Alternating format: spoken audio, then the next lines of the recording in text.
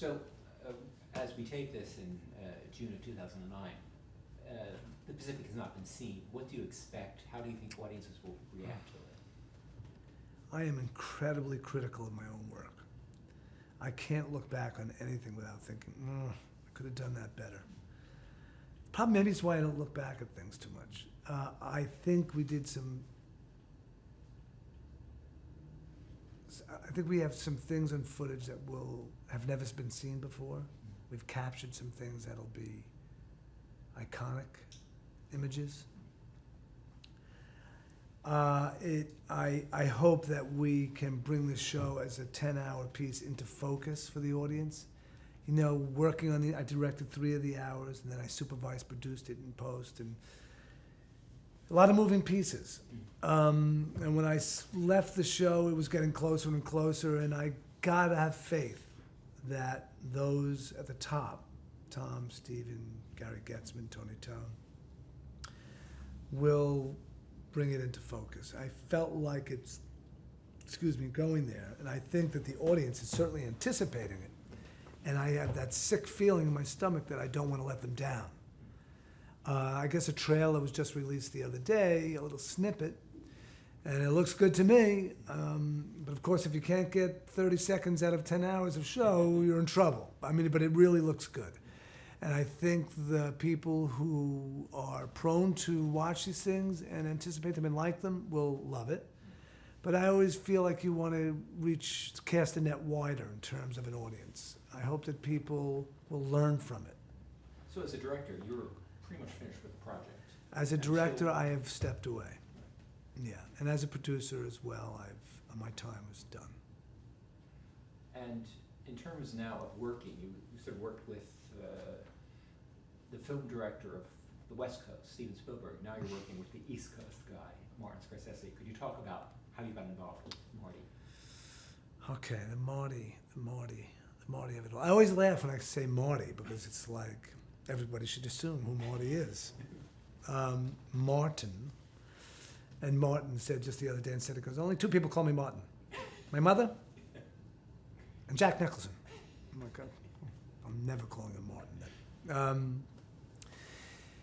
The Marty happened. I guess Mark Wahlberg found, I could be wrong, he found a nonfiction piece called Boardwalk Empire based on Atlantic City in 1920. The book itself covers the history of Atlantic City, but the part that we were interested in, it was 1920. And he and his partner, Steve Levinson, I believe, brought it to Marty. Marty and Mark brought it to HBO. And HBO incorporated Terry Winter, who had already been doing business with Marty, had written a couple of films in the last year for him. And then Terry brought me in, and HBO brought me in, thankfully. That's sort of how it started. And we are now, I started scouting this show loosely in October 15th of 2008. And I've been sort of phasing out of Pacific and phasing into Atlantic City over the last 7 months. We got a writing room together, staff. It was right across the hall from the Pacific at Lantana Productions in LA, and so I just bounced from one to the other, walk into the writing room, participate, and then we broke the writer's room, shipped everybody to New York, started producing, started hiring crew and cast. And really the casting process has mostly been Marty and Terry. So they're really standing in front of the whole thing. And working with him is completely different. You know, different sensibilities, different type of filmmakers. If you look at the body of work between the two, between Steven and Marty, both idols of mine. Yeah, it's strange. You're in a room, you're talking to Marty about something, and he has a very regular guy quality to him, but all of a sudden you'll just go, oh my God, this is Martin Scorsese. And you sort of lock up. My nose must be sweating now. it's been a real learning process, because the times I've spent in the room with Marty and Tara and I being there, you get a real window into his thought process. He's very open about talking about the way he does things, why he's done them, and he's completely informed by his knowledge of film history. And so very often he'd have us watching, he'd say, you know, come over to the office, we're gonna watch 2 movies. And you go, oh, man, so, you know, you're running to the office. And you get there, and in this office, in a screening room with a projection, and you know, a projectionist and a projector and 6 big comfortable chairs, curtains go apart, you're watching great print of whatever. You know what I mean? And he would then continue to comment on the film.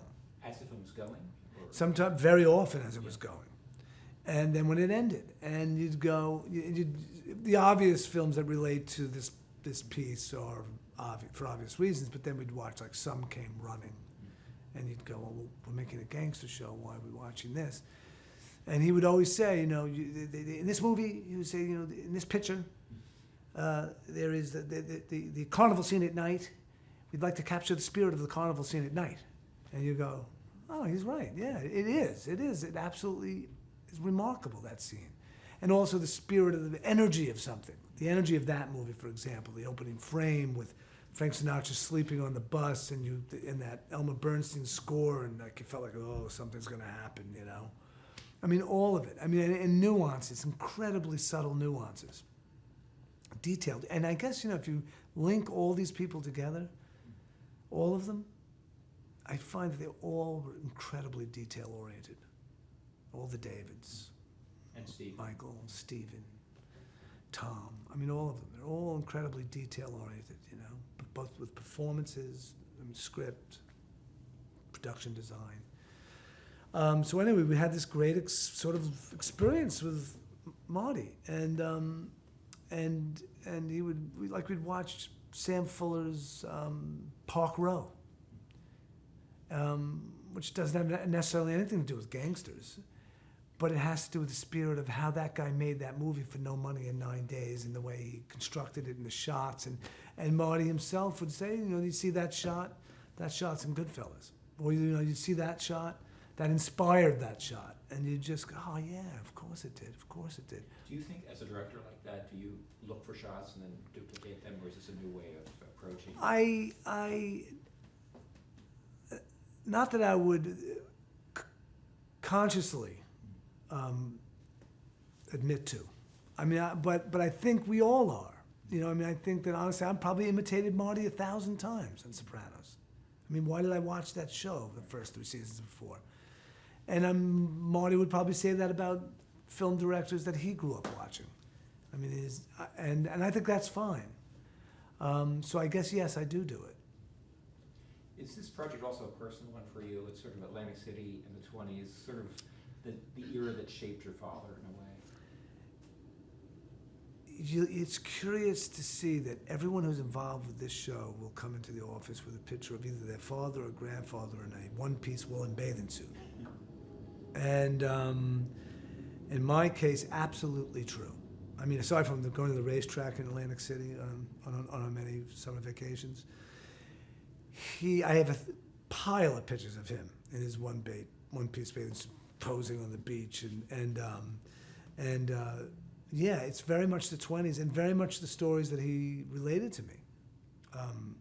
Every aspect of that world and time. And so I guess yes. But I think more so, for me, it's just being with Terry. And we think alike, and we laugh at the same things, and we have similar sort of backgrounds. And I think having the opportunity to share the experience with one of your best friends is incredibly valuable. This job is not going to be easy, because we're recreating a world that doesn't exist anymore in terms of production. It's just going to be impossible. I mean, the pilot is at an unprecedented amount of days and budget, and it's big. And it feels big. And it looks big. I mean, this is looking gorgeous. Production design, the wardrobe design, everything about it. the locations. And we're shooting it in the 5 boroughs and a little bit out of the city. We've built 300 feet of boardwalk, Old Atlantic City boardwalk, in Greenpoint, Brooklyn, with a view of the Manhattan skyline, which will never be seen, of course, surrounded by green screen.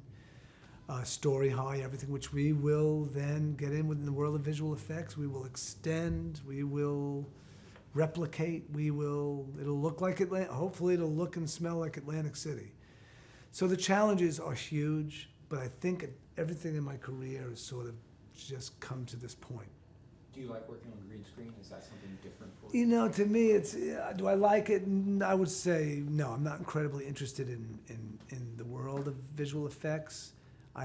Given the option, I would always prefer to do things practically, but obviously in this regard and in the Pacific, you couldn't ever.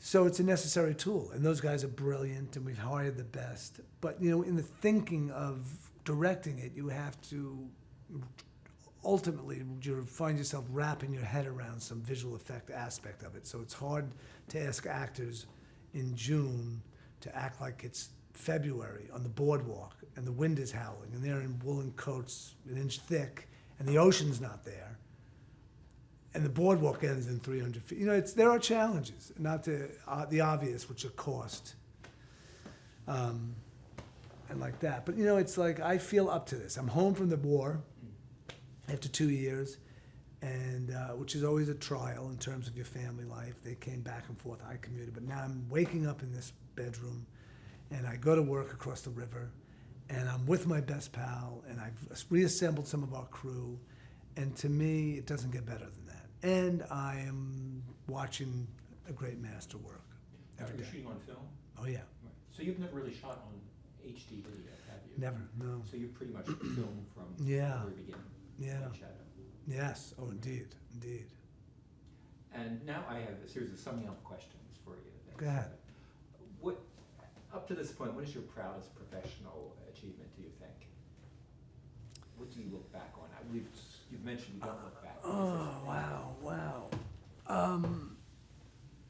I regret nothing. But I'd have to say my experience on Sopranos was probably the most rewarding. Because I think it's where everything I learned, both in my life and creatively, came to a head. You know, where my life experiences collided with my professional experience, you know, and I think that it was to be at the center of that, the epicenter of that creative moment in history and television. It was a great privilege. And I guess I can always look back at it and be proud of it at some point. Now, do you think that anyone could become a success in the business following your career path? It seems so difficult. So You know, I have to say, like my nephew just graduated USC Film School, and he just showed up and he's working in the writer's office with us. And people say, "How do you do it? Should I do this? Should I do that?" And I say, "Well, I have to liken it to the gold rush. It's out there, the gold, right. And all it takes is a pick and a shovel, some fortitude." The film business is the same. It doesn't take being a college-educated guy. You don't have to be beautiful. You don't have to be, you know, homely. You could have skills. You could have no skills. It's the gold rush. You just get out there. It's there. It's there for everybody. Now, whether you last or not, you know, that's something else. Whether you learn or not, again. But, you know, I think times have changed. You know, when as my nephew was quick to point out, you know, it's not the same. You can't just 17 years old, hop in a car and go to California and end up on a TV series. In fact, I would disagree, you know, because I would. It still happens every day. But it doesn't hurt to have some sort of education. But I think, honestly, you could learn more on a film set as an 18-year-old than you could in several years of schooling. So what advice would you give to an aspiring director, and what advice would you give to an aspiring actor? For me, for director, I would say always keep your eyes and ears open. Don't disconnect from the world. Live in it and experience life and let that inform everything you do. Would you say the same for an actor? Read as much as you can. Read a wide variety of things. Stay informed. Never lose touch with the world. Always stay interested. Same for an actor. Same for an actor. It always helps to have a smart. I'll take a smart non-actor over a not so smart actor.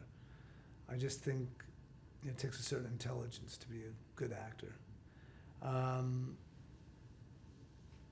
What else was I want to tell you? On Atlantic's, on Boardwalk Empire, I am writing episodes. And that's been, like, I never stop moving forward. I'm turning my gaze that way. I don't know if I will ever succeed at it, but I'm writing with a partner, Paul Sims, who's a friend of mine, and he comes from comedy. Paul Sims created News Radio and worked on the Larry Sanders Show, and he's a great guy, and I did a pilot for him years ago as a director. And we are sort of an odd couple, but we have the best time doing it because Do you direct your own episodes? I don't know. I said to Terry, should I do number 6? He said, yeah, sure you should. Then you could beat up on directors like writers beat up on you. And I said, no, I can't do that. I don't know. It doesn't really matter. It's done, and I'll come by and watch, or I won't, but it's been a nice experience because it's been like from also executive producing on this, which is doing tasks I don't normally perform. What sort of task? Well, setting the show up, hiring and being both in the creative world and straddling the production world. And I find that a day doesn't go by that you're not hurting somebody's feelings. And I like to handle everything personally. It's the way I've got to how I got to where I am. So it's difficult, and there's a lot of noise. It's a lot of noise. So when you're trying to put your creative cap on, it's a little difficult to focus. But I found that going to the writing room after a day of production work was like a great relief. Just two guys in a room saying, "What about this? What if?" And it's opened up a little. I've got the bug, I think.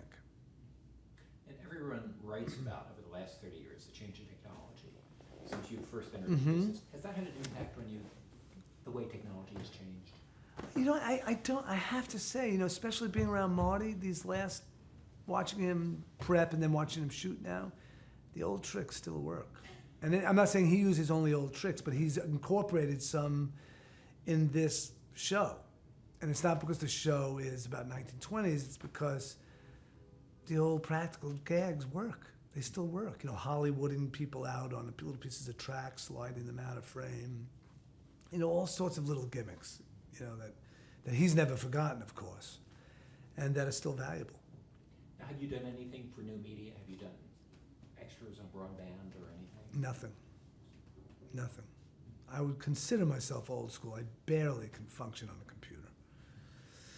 Yeah. Someone gave me a Kindle for my birthday. Actually, 3 people gave me, and Terry was one of them, and I said, I've got 3 of these. And I think I insulted him, but I don't know that I'll ever turn that Kindle on.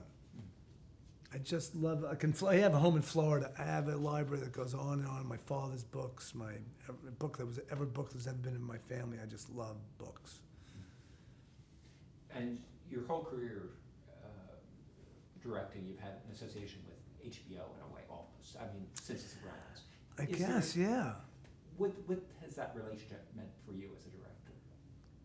I would have to say, I have plenty of directors that, it's hard to sort of get relationships with directors because you're often never together doing something. Somebody precedes you, someone follows you. But the ones that I do have several, like Alan Coulter and John Patterson was a dear friend, and there are some guys out there that I really respect. What was I driving at? I suddenly HBO working. Oh, working for HBO, who then went off and into other worlds, to AMC, to Showtime, all those great venues. And I always felt like, gosh, I'm just happy to be at HBO because they really let you do what you need to do to tell these stories in a very hands-off fashion. Now, I don't know how those other experiences go, but I know that HBO really enables you to create at your best. And I've never had the desire, although, there's plenty of great shows out there, and I'd be lucky to work on any of them. it's never come up really. They've kept me so busy, and even with the new regime, there used to be Chris and Carolyn, and then now would change over to Michael and Bardo and Sue Nagel and Plepler and everybody. The transition is fairly smooth, and they have a slightly different point of view, but it's going to work, and I feel like this particular show will straddle the new world and the old world. Because this is classic HBO. And being there has been a great privilege because, again, they recognize, and this is not recognizing my talent, but they've recognized the people who hire guys like me, like the Davids. I called him David. David would kill me if he said that said the David. Mr. Milch, Chase, Simon, Michael Patrick, down the line. Alan Ball, any of these people. They recognize they've been greatly successful at finding those folks and cultivating their talent.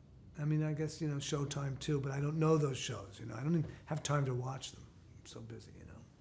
So you've been working with directors who really never acted, Marty and Steven. Does your acting career still inform your directing, or are you thinking? People assume that. But I think my life experience informs my directing much more than my acting, because I think I know how to speak. I think I know how to put an actor at ease. I don't know the language, if there is a language. I think every actor comes to the set with their own needs, and then you have to handle them accordingly. And Marty is like, if you ever see Marty on camera, he's genius. He loves it. He's there. He's great. He's so at ease. And on the same hand, sometimes I think he's like shy, and I don't know him very well. Like he's sort of shy, but when you put him there, he can go. David Chase always wanted me to come back. He was always asking me to play parts on The Sopranos, always, and I would always turn it down. And even on this, Ellen Lewis said, "Hey, you be Johnny Torrio." I'm like, "Oh, I can't do that." But I think maybe I'll come out of retirement for this one. Maybe I'll come out of retirement. I don't know. Maybe I'm ready. For the most part, you worked in long narratives. You worked on series that ran for many years. Would you like to do a feature film? 2 hours, that's the story. Yeah, much to the chagrin of my agent, John Campisi. The scripts have been coming over the years, and coming. And I've been turning them down, and very often because of my loyalty to David on Sopranos. I just didn't want to miss it, and I didn't want to leave the dance till it was over.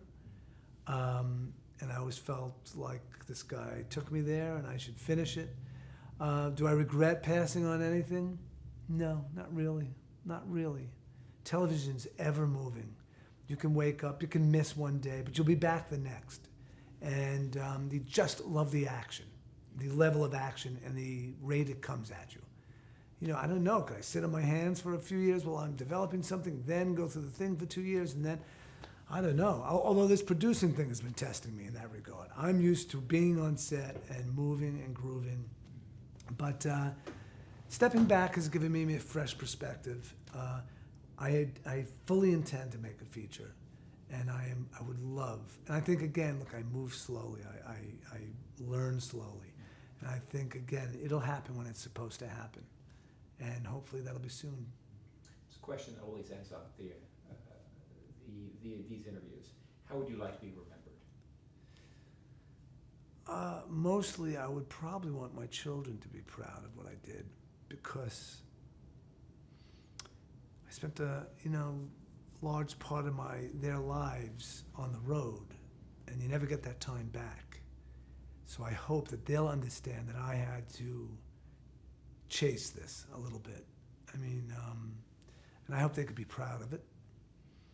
And I hope that people can turn around when they watch something in later work and go, oh, I see his work in that somewhere. I see his hand in that a little bit. Just one of the many hands, I would love to make a film that was all my own, even if it was just one, that was something that I could call my own, because it's never ever really been my own. You talk about your hand. Are there little things that people who are going to study your work should look for? just give them a little clue as to what makes up a... You'd have to ask people. People say they can identify the difference between Coulter, Taylor, then Patten, Patterson, Armstrong. I guess you could. I guess you could probably distinguish the differences. I think my hand, I guess it's usually everything's first and foremost based on reality. You know, what really would happen?